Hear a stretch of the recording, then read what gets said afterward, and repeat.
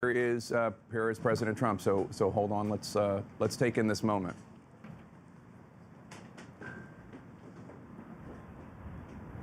It's President Trump and First Lady Melania Trump saying goodbye. Is that the press that they're talking to? Talking to reporters?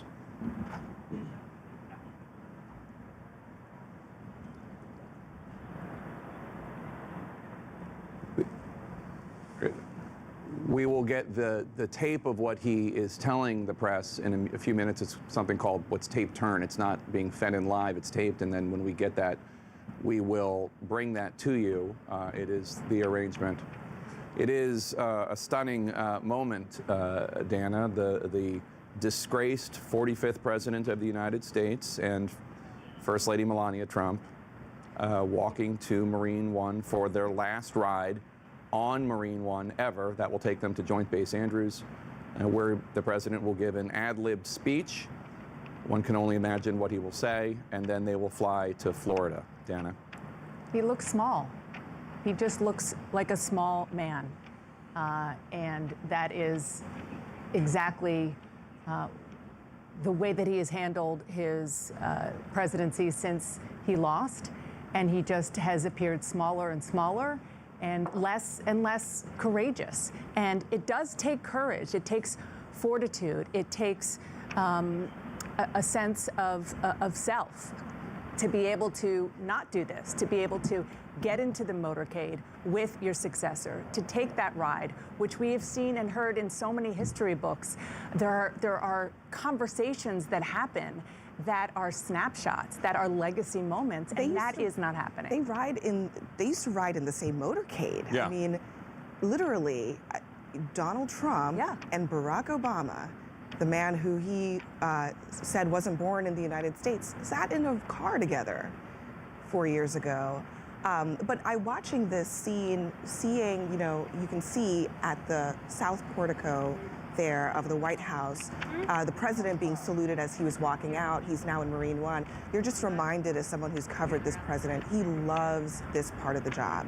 This part of the job where he is saluted, where he has the red carpet rolled out for him, where he gets to board Marine One.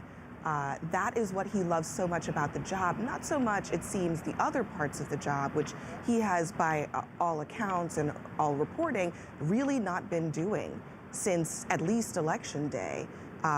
Really neglecting so much of the hard work of the presidency, but always wanting to have these moments where he's being treated with deference and being treated with the kind of pomp and circumstance of the job. That's what this is all about, even though there is so much grandeur to what usually happens at the Capitol with the outgoing president and the incoming president, and it is sad that we will be missing that today. Marine One, preparing to take off, President Trump, outgoing President Trump, and First Lady Melania Trump aboard. The helicopter will take the first couple to Joint Base Andrews, where President Trump will deliver his final address as President of the United States. We are told that it will be an ad-libbed speech. It is truly a historic moment. I have to say, there are tens of millions of Americans who are upset that Donald Trump will no longer be president, and tens of millions of Americans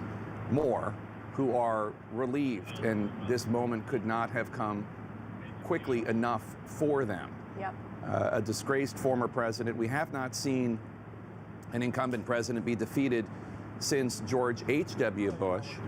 But George H.W. Bush carried himself with class and dignity. He was welcoming to Bill Clinton. They became friends. Van Jones, as a former White House employee, this is not a fun moment for a White House employee to see their former boss be defeated. But then again, there are a lot of White House employees who are very distressed with the ugliness that Donald Trump has wreaked on the country just since he lost. Yeah, well, I mean, a lot of former White House staffers, I think a lot of human beings, people who have, functioning brain stems and beating hearts, to watch what's happened to the country. But as you watch this thing lift off and go away, you got to imagine, for Muslim families who had a bullseye on their back, and you know, women who were afraid to wear hijab because the President of the United States said people who pray like you shouldn't be here, shouldn't be allowed into the country. Imagine how they're feeling watching this, that there's a repudiation, a complete repudiation of that approach.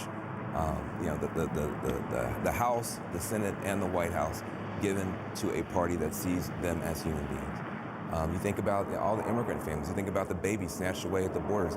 We still don't know what's going to happen to those babies. So this is I think a moment of relief for a lot of people. Wolf Blitzer?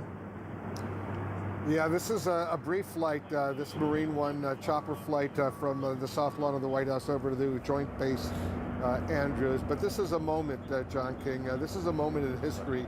The last time this president will be aboard Marine One, the last time he will board Air Force One. He will have a little bit, of a speech, I suspect. It looks like a tiny little crowd has gathered at Joint Base Andrews, but it looks like he's going to take a little tour over the city before he heads over to Joint Base Andrews. One last look down at Washington. Remember 4 years ago, the question was, would the disruption of Donald Trump change Washington for the better? Would it break the paralyzed politics? That was the conversation 4 years ago. On this day, it is clear that the disruption of Donald Trump made Washington more divided. It included, in the end, a violent attack on the United States government by his supporters 2 weeks ago today. I believe that's the President's Hotel, the building you just saw the helicopter pass behind it, not far from the White House. And now he is behind us, Wolf, about to pass the Capitol building, where in under 4 hours, Joe Biden will put his hand on a Bible and become the President of the United States. You saw there the helicopter Marine One passing by the Capitol dome. Again, it's just hard to fathom. It was 2 weeks ago today that supporters of this president, carrying his flag and wearing his hat and wearing other hateful messages on their clothing, stormed that building because they believe the president's lies. That's not excusing their conduct. Dozens of them have been arrested and will face the authorities. But that is the final legacy of Donald Trump. He challenged the very system that made him president 4 years ago. He tried to ignore and defy in the end. And the system survived that. And today, Joe Biden, a person who respects the office and respects democracy and respects tradition, will become the president. Yeah, he's flying over Washington, D.C. right now, heading towards Joint Base Andrews. A brief little flight that looked like wanted to do a little circle over the U.S. Capitol. And we could hear him where you and I are sitting, John. We could hear that Marine One flying just over our heads, not too far away at all, but should be landing Joint Base Andrews. It's what a difference 4 years makes. He had a very impressive, huge crowd at his inauguration. It's going to be a little pathetic, a tiny little crowd at Joint Base Andrews, where he's going to say goodbye. As we watch this circling over the Capitol a little bit to give the President and the First Lady one last look, and again, when he gets off that helicopter, he will not ride it again as president unless he tries a comeback in 4 years.